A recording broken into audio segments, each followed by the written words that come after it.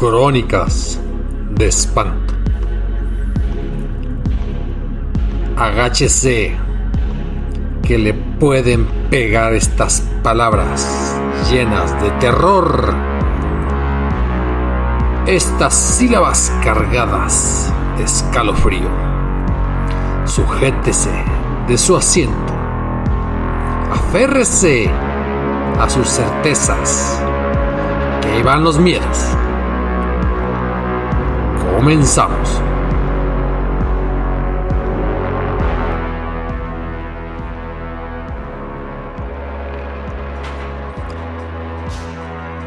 Así es, Colombia, tierra bonita, parecida a México en historia, en cultura, en la forma como la sociedad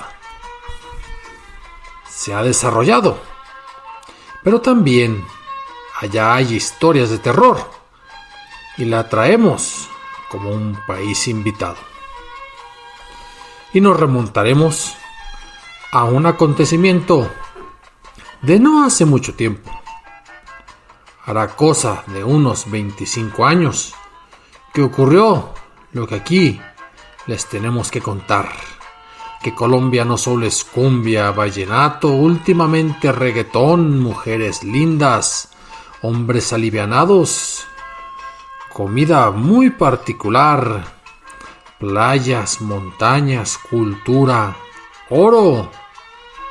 ¿Qué más? Pero ahora nos remontaremos al uso de cierto instrumento, para muchos juguete, para otros que ustedes seguramente habrán utilizado y habrán escuchado que se menciona como algo maligno. ¿Así lo será? La realidad es que la Ouija se empezó a utilizar prácticamente desde hace un siglo, cuando estaban de moda las sesiones espiritistas y la gente tenía pues una especie de obsesión por comunicarse con aquellos que ya habían abandonado esta vida terrenal. Y entonces había gran cantidad de estafadores, había mediums, había personas que facilitaban esas sesiones espiritistas, y por ahí, por Europa Central, surgió lo que ahora se llama el juego de la Ouija.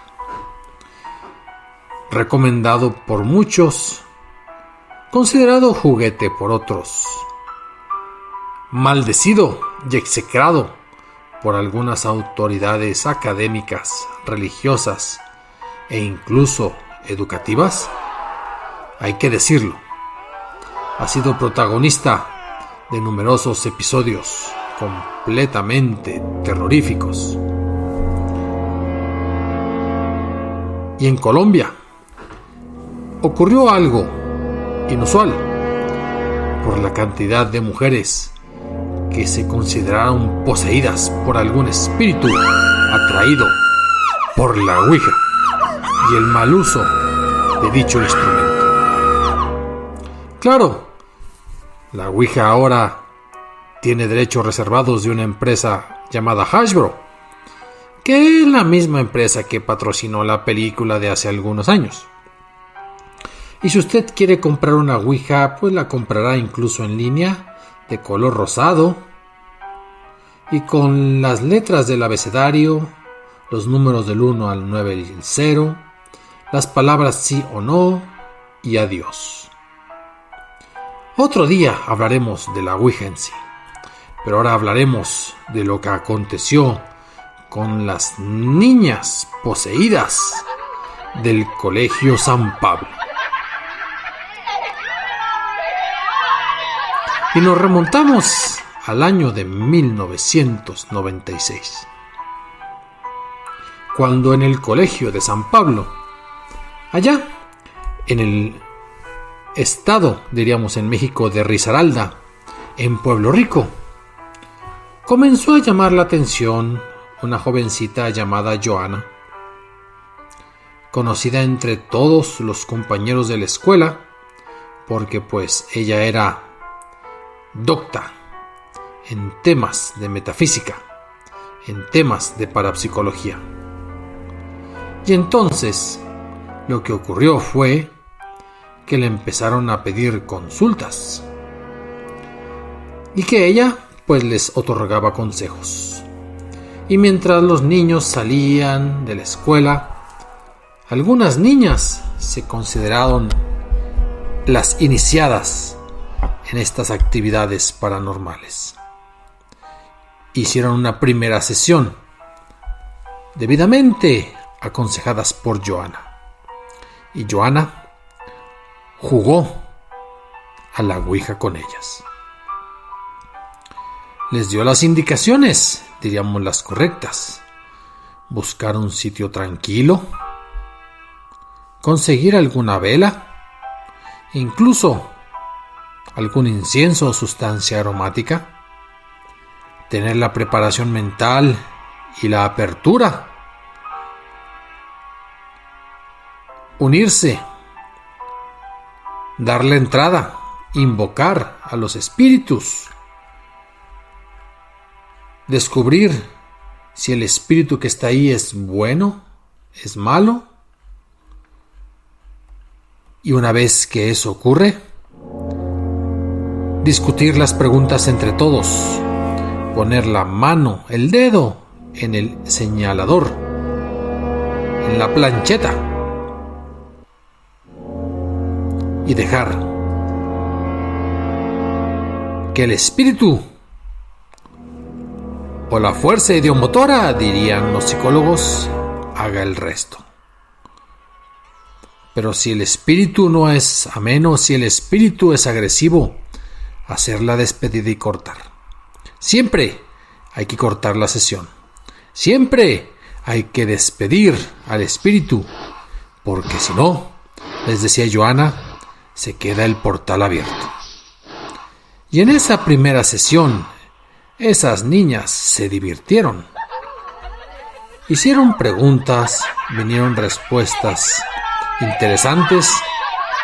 Incluso parece que en esas sesiones de capacitación, Johanna logró contactar con el espíritu de River, así se decía. Y decían, ¿a poco sería River Phoenix? Este actor joven que causaba sensación en los 90s y que había fallecido recientemente por cuestiones de las adicciones. Total, que Johanna consideró sus primeras sesiones con estas compañeras de clase pues como un momento sin más. Pero he aquí que las compañeras de clase decidieron que ya estaban suficientemente preparadas e hicieron una sesión multitudinaria. Se juntaron de 20. Se quedaron en la tarde. En el colegio prácticamente estaban todo el día. Escogieron un sótano al que prácticamente nadie acudía. Y si bien eran pocas las que estaban de frente hacia la tabla y hacia el indicador, las demás fueron tomándose de los hombros de las que estaban adelante hasta formar una nutrida afluencia con las 20 jovencitas que esperaban pasar un momento agradable y, ¿por qué no?, contactar otra vez con River, el galán de la historia fatídica. Parece ser que no fue así. Parece ser que no siguieron todas las instrucciones. Dejaron entrar en la invocación a espíritus no agradables. Vinieron nombres de los más variados, pero como las niñas de hasta atrás ya estaban asustadas y empezaban a hablar de amenazas y de que morirían pronto como respuesta, empezaron las risas nerviosas y las niñas se empezaron a separarse. Y pronto, prácticamente entre los gritos y aquellos sentimientos de destrucción, de psicosis, de histeria, se zafó la cadena que alimentaba el funcionamiento de la ouija Y dirían algunos que los espíritus se quedaron ahí, rondando. Fue un juego sin terminación, un portal que abrió y que no cerró. Y eso pasó una noche, por ahí del mes de febrero. Y entonces, en esos meses, se empezaron a presentar extrañas situaciones a lo largo y ancho de todo el Instituto San Pablo. De repente, caminando por los pasillos, se desmayaban 2 o 3 de las niñas y empezaban a tener convulsiones. Tenía que ir la ambulancia por ellas y llevárselas al hospital. Incluso, alguna vez, se desmayaron prácticamente todas y empezaban a gritar. Tuvieron que hablarle a los bomberos para que llevaran camillas en cantidad suficiente y cargaran a las niñas. Y los jóvenes de todas las edades estaban extrañados, porque solamente eran las mujeres, y las mujeres de cierto grado, casi del grado terminal. Y le preguntaron a Johanna. Johanna decía, no, yo practiqué el juego con ellas, les di las instrucciones. Si ellas no hicieron un manejo serio de su invocación a los espíritus, pues es problema de ellas. Son propios de esta época. Viene un cambio de milenio, faltan solo 4 años. Y viene el final del siglo. Viene un error en la historia de los humanos. Puede que sean casos de posesión, también decía Johanna, pero los jóvenes estaban cada vez más asustados. Los papás decían que habían liberado a esas niñas a algunas almas socarronas, espíritus burlescos, que estaban poniendo de manifiesto su maldad entre aquellos que los atrajeron. El presidente del consejo estudiantil del colegio comentaba a los padres de familia que creían que era un caso de estrés o de mala nutrición, porque definitivamente ahí también era medio internado y se les daba de comer a las jóvenes y a los muchachos.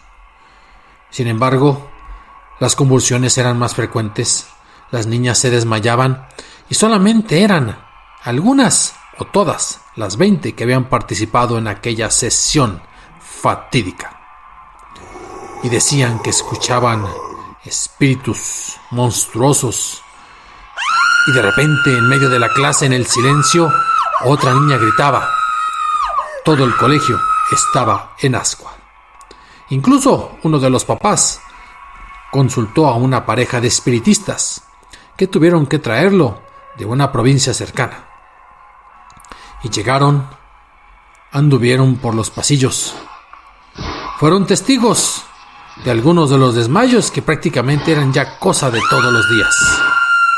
Y estos expertos en exorcismo, en desmayos y demás manifestaciones parapsicológicas y somáticas, señalaron que las muchachas estaban poseídas por los espíritus contactados por ellas mismas mediante ese juego fatídico aquella noche en el sótano del colegio, y de los cuales algunas, no todas, se habían burlado.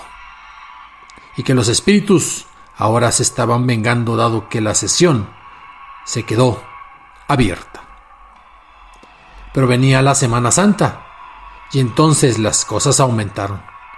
Resulta que al mismo tiempo, en el pasillo, hubo 12 casos de desmayo, pero desmayo con convulsiones, y las alumnas eran, pues, alumnas de 15 y 16 años. El susto era generalizado entre todos los integrantes del colegio y del Instituto San Pablo. Y entonces, siendo viernes y viernes de Cuaresma, se cancelaron las clases para el lunes para atender a las niñas desmayadas. Hubo una junta de emergencia con los padres de los más de 250 alumnos que dijeron, no vamos a quedarnos solamente con el lunes. Demos 3 días, hagamos un paro de labores hasta el miércoles de la próxima semana y traigamos a todos los especialistas que se puedan conseguir. Y entonces ya no solamente fueron los compañeros expertos en espiritismo, sino que el rector del colegio también buscó a psicólogos. Se buscó un psicólogo adicional, a Carlos, el que era el psicólogo del colegio. Y hablaban con las niñas.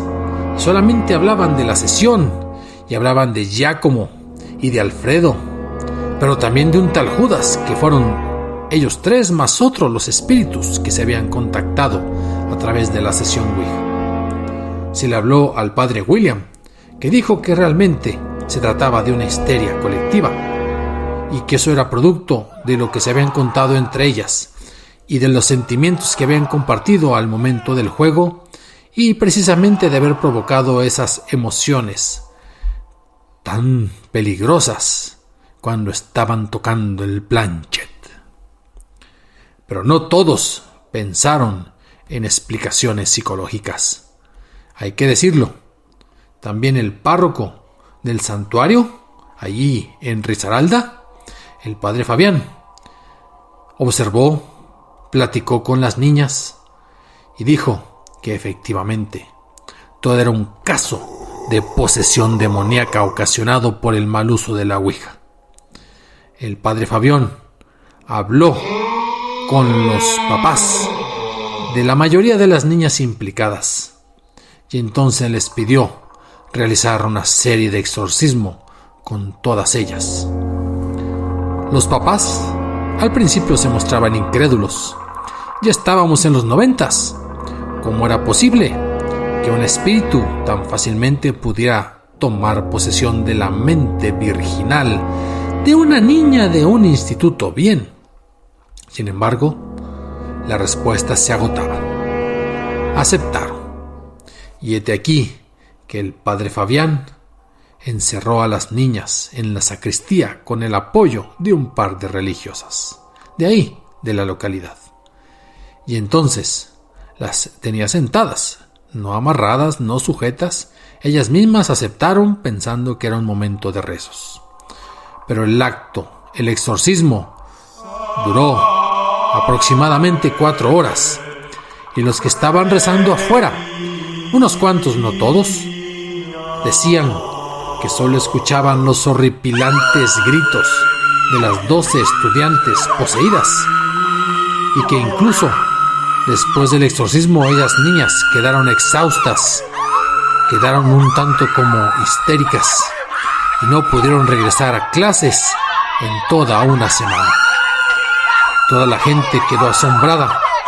Incluso después del famoso exorcismo, el padre Fabián dijo que no sabía si había podido terminar con la tarea y se le habló al Hospital Mental de Pereira para que sus especialistas, psiquiatras ahora completos, especialistas en cuestiones de trastornos del comportamiento permanentes, vieran a las niñas.